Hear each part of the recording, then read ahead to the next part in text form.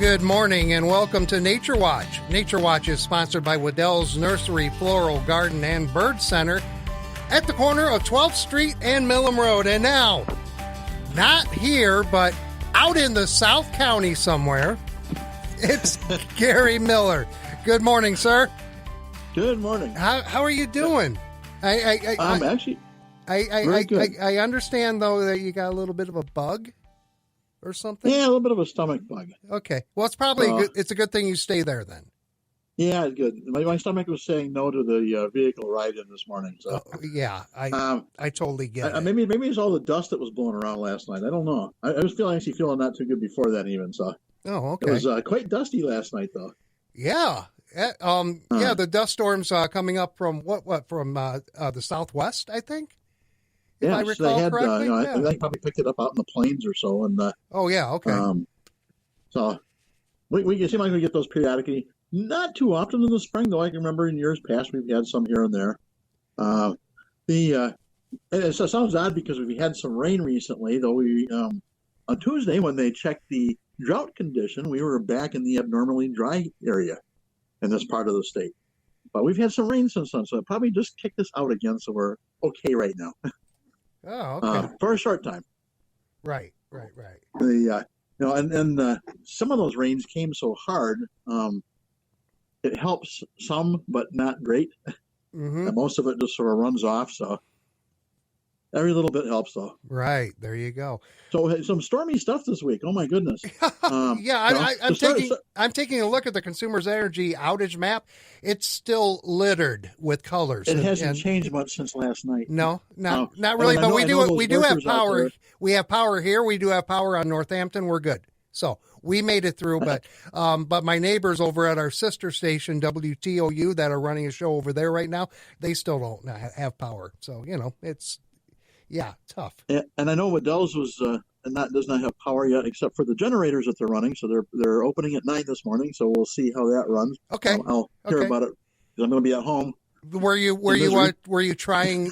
Did you guys try yesterday to open up, or was that not a no go? No, actually, as far as I know, they did not open up unless they opened up shortly last night. But I didn't see any text. I didn't even have me go in yesterday. I was going to ready to go in and. They didn't have any power, and they said, stay home. We just got a few people coming in to set up plants and pick up things. Okay. So a lot of wind. And it's sort of ironic because, last week we had the anniversary from a year ago tornado that hit Portage and parts of Kalamazoo. Right. This week we had the 45th anniversary of the 1980 tornado that hit downtown Kalamazoo. Mm-hmm. And, so... It keeps in mind this time of year we do get some severe storms, and I see from the Michigan Storm Chasers it looks like we're up to 22 tornadoes for the year so far. Oh my goodness, this is unreal, Gary. This is absolutely. I've never in my entire time here, living in the Kalamazoo area, which is most of my life. I don't recall an active spring like this one. No, it has been more active. We've had a lot more wind, and part of it's because the jet stream, the way it is situated right now, takes this big dip down to the south. And so it has this big trough, basically, and that trough moves east and west. And depending on where that trough is situated, we may have a system. We've had a couple of those already, that the system's in between the two legs of that big U-shaped trough. Yep. And they just sort of spin over us. That's where we get those winds and storms out of the east. So, and depending on where that jet stream moves, we can get all sorts of weather. I guess looking on the bright side of it, if there's such a thing, I like to look at some bright sides. It's got to be bright somewhere, even though we're very cloudy today. Right. I noticed a little tidbit of information yesterday in one of the weather channels I was looking at online, and the northwestern part of the Upper Peninsula, there was a chance tomorrow, possibly. Because the temperatures are going to be cold enough. You're going to say that word. You said that word. I don't like you right now. Well, wait a minute. It's up north. They can have it. But that's way up north. Doesn't look like they're going to get it now, but the temperatures are going to be cold enough they could get that.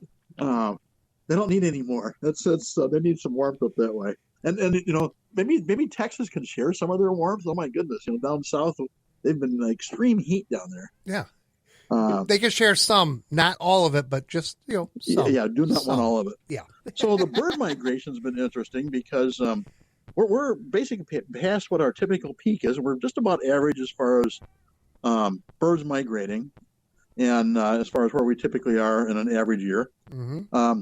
Tonight and tomorrow night is going to be pretty low numbers crossing Kalamazoo County. Monday night is going to be about medium, so about 6,000 to 11,000 birds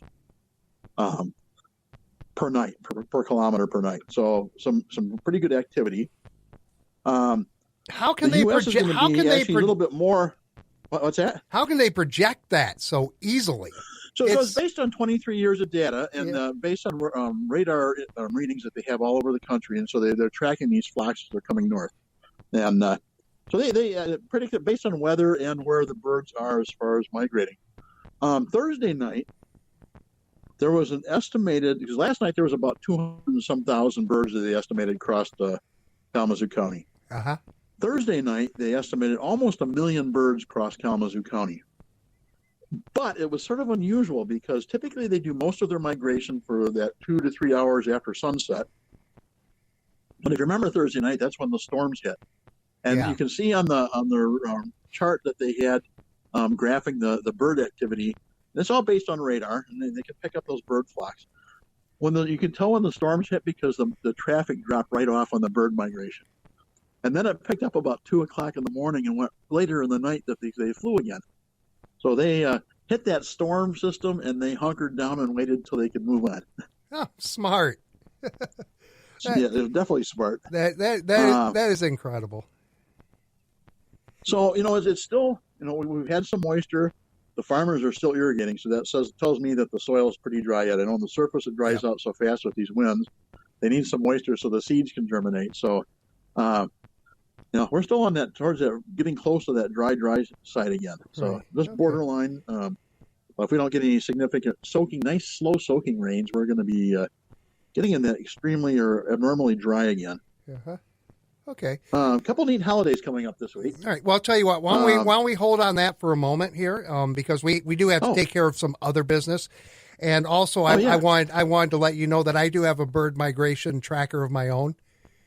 It's how often I hit the car wash. Oh, yeah. Well, that might be just resident year-round birds, too. They might say, oh, there's a new target. You get a new vehicle, so you get a new target to try out. Right. Well, it's not new by any stretch of the imagination. But well, it's new to you. Okay. Well, tell you what, we always give away a $20 gift card to Waddell's with our trivia question, which we do right about now. But I do need to put out a public service announcement that we have been having issues with our postage printer meter thingy, whatever we use here, and it doesn't work. So some of you, and Mary from Lawton checked in this morning. I already talked to her.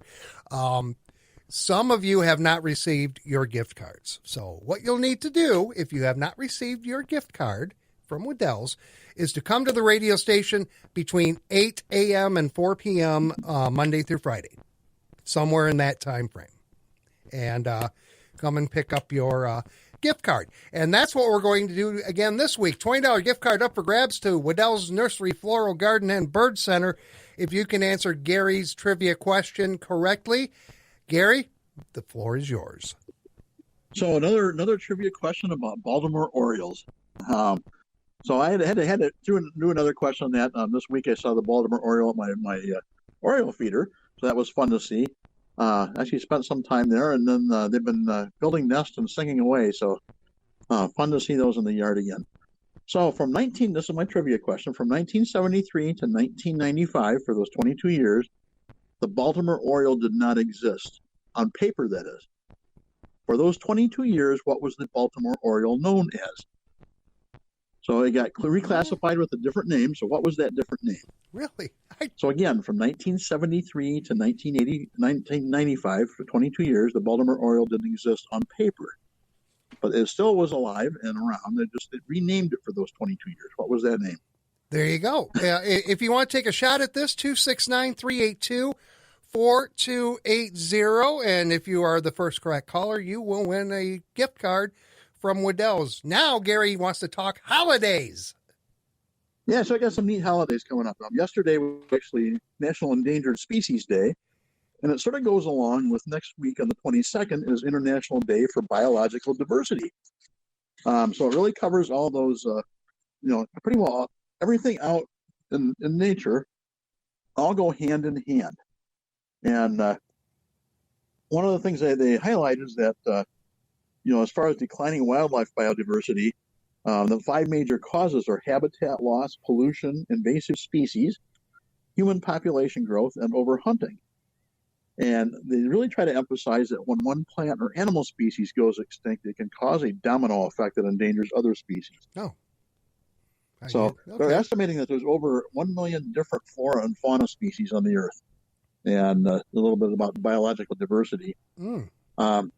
Since the 16th century, over 700 different vertebrate species have gone extinct. Almost half of all amphibians are threatened with extinction. And between 1970 and 2019, there has been an almost 70% decline in the population sizes of fish, birds, mammals, and amphibians. So think about what you do and take care of the environment, recycle materials if you can. Try to plant plants that are friendly to those that wildlife. Native plants are fantastic. There's a lot of sports of native plants that they develop in the industry. Sometimes they work with a native fauna and sometimes not. So it depends on that particular plant. But there's a lot of options. Save some of those existing plants that are out there. That's a big thing. Yeah. And so migration is important with the birds, and trying to keep those excess lights off, especially during the nighttime, if they don't need to be on, really helps that migration activity. Oh, those lights sometimes confuse the birds. Wow, okay. So they're estimating that... okay, put a hold on this for a second because I think we have someone who wants to take a shot at our trivia question. Good morning, WKZO. Who's this? Hello? WKZO, good morning. Oh, I guess not. Okay, back. I guess we're back to you. You're going to have to relay again because I didn't hear anything on my end either. Yeah. Okay, 269-382-4280. Repeat the trivia question one more time if you could, please. From 1973 to 1995, for 22 years, the Baltimore Oriole didn't exist on paper. It was still around, but it had a different name. What was that different name? 269-382-4280 to give a shot at our trivia question this morning. And hold on, do not move. I think our caller called back. Good morning, WKZO. Who's this? Good morning. This is Al. Al. All right. Hi, Al. What's your guess? The northern Oriole. Gary? And you're going to have to relay to me because I can't hear Al. Okay. The northern Orioles. That is correct. Hey. That is correct. There you go. We have a big winner. Go ahead, Gary. I'm sorry. Yeah, so the northern Oriole, so in 1973, a committee of the American Ornithologists Union noted frequent interbreeding between Baltimore Orioles and their western counterparts, Bullock's Orioles. So the organization combined the two into one species called northern Oriole. But further studies show that the Bullocks and the Baltimore Oriole aren't so similar. The Baltimore prefers wetter habitats and has its own song, in addition to just looking different. Oh. Later research showed that the two species didn't interbreed as much as once thought either. So eventually, after 22 years, the union canned the northern Oriole designation and brought back Bullock's and Baltimore names. Okay. Little history on Baltimore Orioles again. There you go. All right. Al, you're a big winner of a gift card. Can you hold on for just a moment? I'll let you know how you can pick this up. Yes. Okay. Hang on the line there. And same with Gary. And we'll be back in just a moment. More Nature Watch from the South County right here on WKZO. Come enjoy great savings during the 79th anniversary celebration going on now at Waddell's Nursery Florist and Garden Center. The Waddell family and staff want to thank everyone who have made Waddell's their first choice for plants, flowers, and garden supplies for the past 79 years. Stop in today and see all the great anniversary savings. Get a beautiful 7 to 8 foot Purple Prince crabapple tree for just $79. 13 to 15 foot maple trees are on sale for only $179. It's also a great time to repair lawns. Waddell's low maintenance shady grass seed is on sale for $4.79 per pound. For easy care blooming all summer, get geraniums, sale priced at $5.79. To add a tropical feel to your gardens, canna lilies are on sale for $14.79. Find other great anniversary sales on outdoor furniture, kids' toys, birdseed, and so much more at Weddells.com. It's the 79th anniversary celebration at Weddells Nursery Florist and Garden Center. Sale price is good through Wednesday, May 21st. You asked for it and we deliver more local news than ever before on 590 and 106.9 FM. WKZO. 8:48, Nature Watch continues. Jim Lawless in studio. Gary Miller out in the South County. Yes. Yes. So a little bit more about biodiversity and International Biodiversity Day. They're estimating that by the year 2050, so 25 years from now, that there will be over 9 billion people living on the planet. So we're going to have a lot of more crowding on the planet. So it's more important that even more important that we protect all those species out there, because one of those plant species may have some cure for cancer, or some of those the original plants that we have a lot of our crops based on may be have the gene to protect it from diseases or something that would feed us all. So it's important to keep that biodiversity out there. I did note something really interesting on Thursday night during the storm. I don't know if anybody had a chance to go and watch the extreme lightning show. It was actually quite bright and just flash after flash after flash. And it was pouring rain. And I happened to look out the window. I was watching the lightning. I wasn't standing next to the window, but I happened to look out the window and watching the lightning show. And in the pouring rain, I see this animal dancing out in the yard. And I thought, well, this seems awful odd. So it took me several lightning flashes to see what it was. It was a raccoon. And he looked like he was dancing around the yard, but I think it was probably trying to do is catch some earthworms and night crawlers that were coming up because of the rain. And by the time I got a flashlight to try to really spotlight him so I could see for sure, he had gone. But it was actually funny to watch. That's doing a rain dance right out there. Gotta like that. Yeah, seemed like it. So this next week, we also have coming up on next Friday, World Turtle Day. So something to take into account. We have lots of turtles here in Michigan and some tortoises. So the difference between turtles and tortoises, turtles live mainly in water. Tortoises live mainly on land. And then you have in the same family terrapins, which live on both land and water.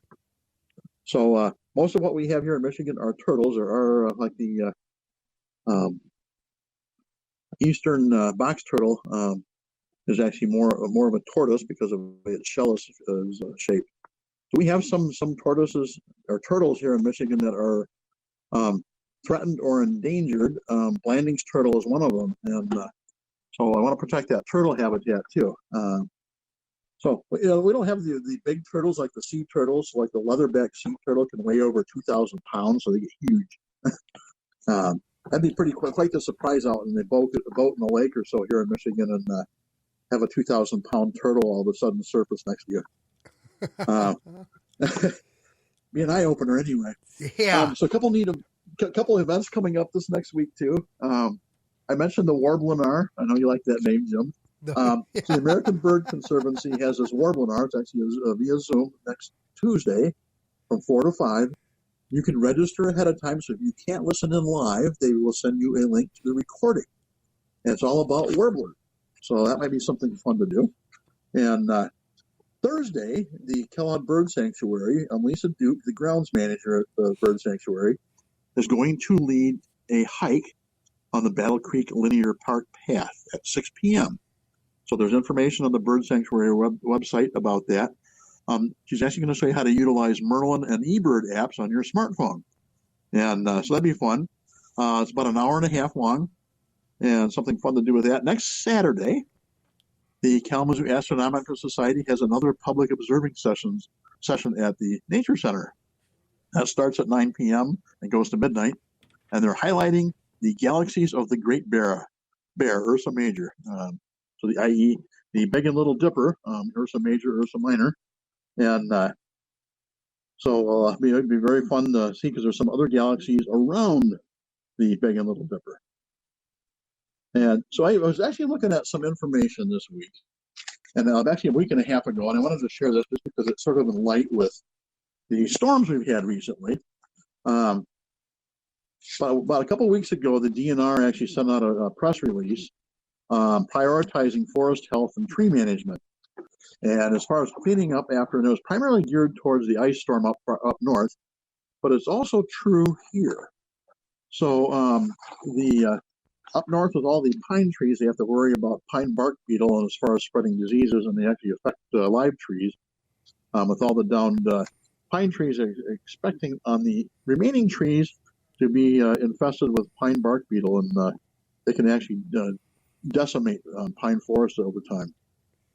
The one thing that I wanted to highlight is make sure that you delay oak pruning and management because of oak wilt disease. And that's very important. From now through the middle of July, we are in the extreme high-risk period of spreading oak wilt disease. Those little oak bark beetles that spread the disease can smell that freshly cut oak up to 6 or 7 miles away. Wow. And they're on those cuts within minutes typically. Definitely less than an hour. So you don't want to do any trimming at all on those oak trees. If you have to, sanitize your cutting tools after each cut. And before you sanitize the tools after you make the cut, slap some tree pruning sealer on there so you can seal that fresh cut so the bark beetle doesn't spread the oak wilt disease. But they're really, if you can avoid doing any of that trimming right now, and then wait till after July 15th, you still have some moderate risk. Best time to do it's after end of October, so when the temperatures are below 45 degrees in winter. And those bark beetles are actually, they've done studies, even in winter, if the temperature's over 45, they're still active. So even in the wintertime, you want to make sure that those temperatures stay below 45 degrees for at least a week after you cut, so they don't spread the disease. No. And that disease is fatal for the oak trees, and it spreads. Oak trees actually communicate via root grafts.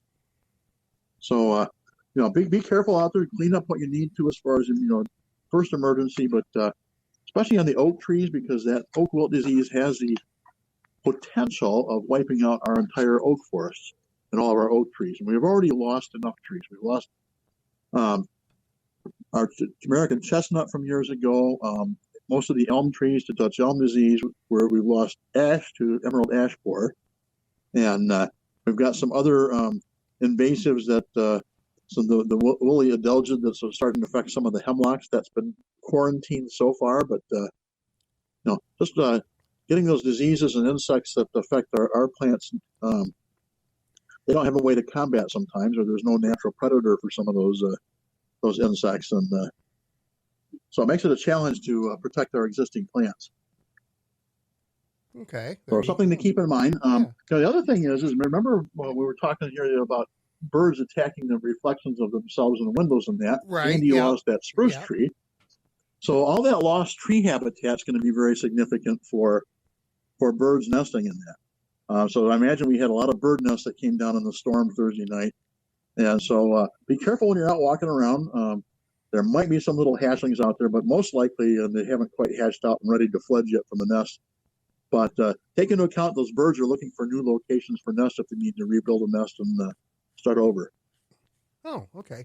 Someone mentioned to me they've had their hummingbird feeder out. They put it out pretty much on your cue, and they haven't seen a thing yet. So we've had our feeder out for about a week and a half now, and I've seen the hummer around a little bit. Came in to see, make sure the feeder was there, and that was actually just before we put it out. And I've seen them flying around a little bit, but I've not seen a lot of activity yet around the feeder. I imagine they're probably very busy building nests. There are some flowers that are out right now, so they may be feeding on flowers. Or I've just not been watching the feeder when they're feeding. Oh. Be patient. It may take some time for them to rediscover that feeder or discover it. But to make sure you're not getting your nectar in the feeder fermenting or anything, you may have to clean that out, make sure it stays nice and clean, because once they find it, they'll go gangbusters on it. There you go. So they'll be hungry here. So and once they find their mate and get their nest built and everything, they'll be all set to really start feeding. And they'll really hit those feeders. So sometimes they just hit the feeders because they have a sweet tooth, and also it's easier than trying to find lots of flowers that are ready at the right stage to get nectar. But the nectar in the flowers is much better. So they will go to flowers typically first, at least for some. Okay. So Gary is staying home today, which is probably a very good thing. So you can get over, if you're actually suffering from something, I don't know, it could be something you ate that flipped you out, or I don't think it was anything I ate, but there's definitely some bugs bothering me, so not feeling great today. Yeah, I know a lot of people, their allergies are raging right now. So that doesn't help either. Yeah. The tree pollen count is way up. Yeah, it is. And I think I noticed a little bit of yellow on my truck. So when my truck sits for a couple hours, so that tells me there's lots of tree pollen in the air. And I think the evergreens, like the spruces and the pines, I always think about just before or around Memorial Day, they're really in high pollen mode. I think they're reaching that already. Oh, there you go. My eyes tell me it is. Yeah. All right, Gary, so let's put a wrap on this. Get better, okay? Hope you feel better soon. Will do. All right. Get out and enjoy the outdoors. This next week looks like it's going to be fairly comfortable temperature-wise. Might need a jacket now and then. So, little reprieve from some really hot weather. There you go. Thank you, Gary. Appreciate it. And thank you for listening to this edition of Nature Watch.